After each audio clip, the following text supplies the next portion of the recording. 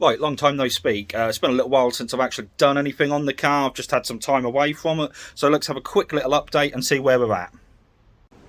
So the last time we looked at this, my own paranoia had set in, which meant I ended up taking the block back apart. Now, when I took it apart, I was convinced that there was something wrong with these thrust bearings, and in my own haste, taking it apart, I actually ended up damaging one of them. Not only that, but I managed to get a little bit of dirt ingress on one of the conrod bearings, what ended up marking it. Luckily the crank was okay, so that was a case of ordering all brand new bearings and then replacing them. Okay, so again, I bollocksed up as well when installing the pistons. I marked a couple of the cylinders, thought I could get away with this as I thought they were shadow marks, but it turned out they were very light scratches.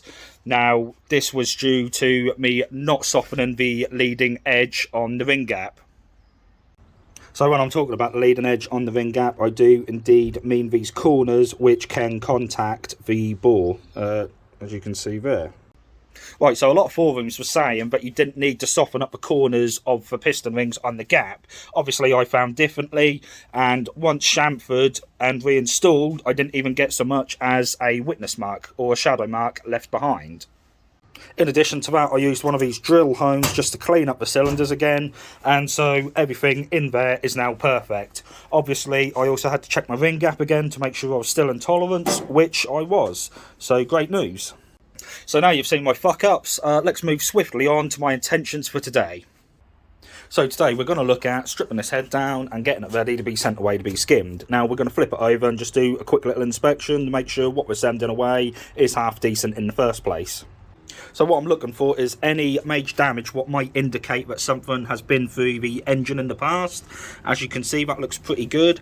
The next thing to look at is these pre-cup chambers. So as you can see here, a couple of cracks. Now that's quite normal for the amount of pressure and heat what goes into them, so that actually isn't too bad, but much more than that and we would run into issues. The other thing as well is just checking to see if they're loose, but obviously the machine shop will soon enough tell me if one of these bastards drop out or move while they're skimming the head. So I'm now going to start stripping this down, and we're going to start with the basics first. Got to remove the injectors, going to remove the glow plugs, got to remove the bolts, studs out the back, the vacuum pump to the side here, and get the camshaft pulley off. Okay, so that's now stripped down. Didn't end up having a socket large enough to get the injectors out, which is a bit of a pain in the ass, but I'll get them on order.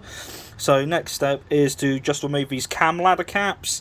Now, if you look here, you can see they are indeed numbered. That is because for the camshaft, the head is line bored, so these caps have to go back in exactly the same place. So note that number 3 is on the cam pulley end. Number 2, obviously in the middle. Number 1 will be vacuum pump end. So the camshaft's now removed, and I believe this head could actually potentially now be scrap. So as you can see just there, we have got a little bit of scoring on the bearing surfaces on the actual camshaft itself. That is on number 2 and on number 3 there. Now, like I said, these heads are line bored, which means these caps aren't interchangeable. They are paired to the head itself. So yeah, we've got scoring damage there. Annoyingly, no scoring to the base, but yeah, that is potentially the whole head scrapped now.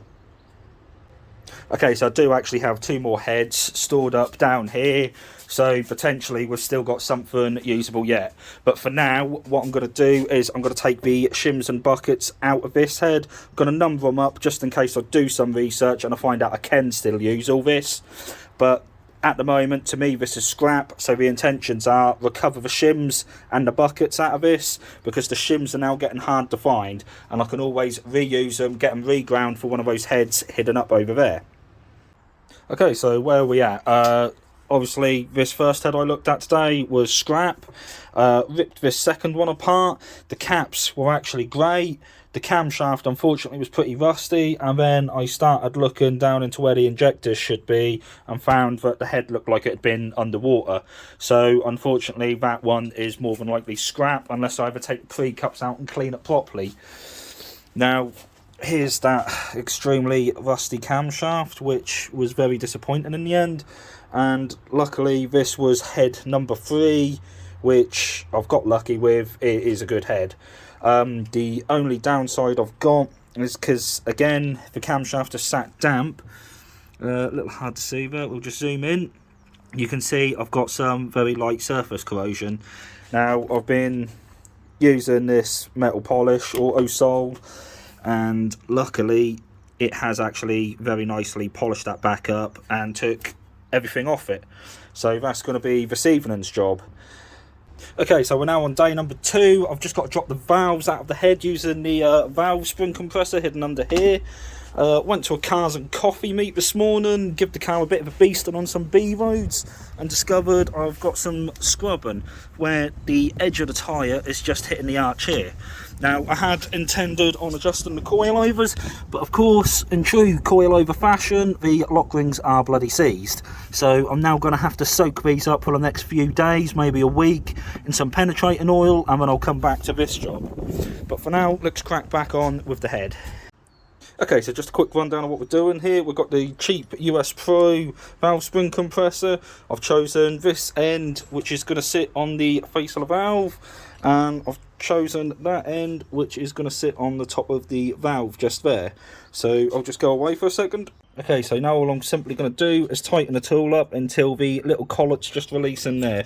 So we'll begin doing that now.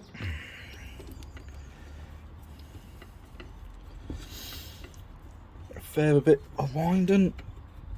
I'm not sure how far I expect this to have to go,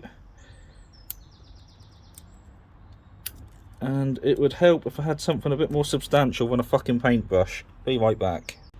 Right, so we ditched the paintbrush and we've got a screwdriver. I've just given them a flick. There's one, there's number 2 when you want to come out, you bastard. Alright, this one wants to play silly buggers. There we are, number 2. So that is the 2 collets there to release the top of the spring. Now we've just got to carefully unwind it. Take note, this will probably be like a fucking shock moment where you undo the tab at top and lo and behold, your spring goes across the fucking car park. Okay, so the tool's now removed. Just pull our spring out there. Push the valve through, and there we go. So we've got one valve, spring, top cap, and the collet. Of course, you want to store this in a box and make sure you actually write on the valve which one it corresponds to in the head. It's not going to matter too much because you're going to need to lap it in again later, but it just makes life easier. Okay guys, so like always, rinse and repeat until you removed all the valves. As you can see, I've numbered up each valve there, and I've put them in a tray, paired up with all their components and numbered up, just so I can keep them in the same locations. Should hopefully make lapping them in later on a little bit easier. Okay, so that's the head now fully stripped down and ready to go away to EDS for a skim. If we just flip her over, I can show you a matter which I need to have a little discussion with EDS about. If you look just there at the pre-cup chamber, you can see it has began rotating, same as a couple of these other ones, which means they are becoming loose in the head under temperature. Now, this could be solved quite easily just by repositioning and then dot punching to spread the material and tighten it back up.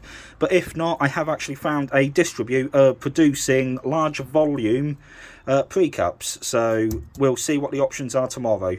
But cheers for watching guys, and catch you later.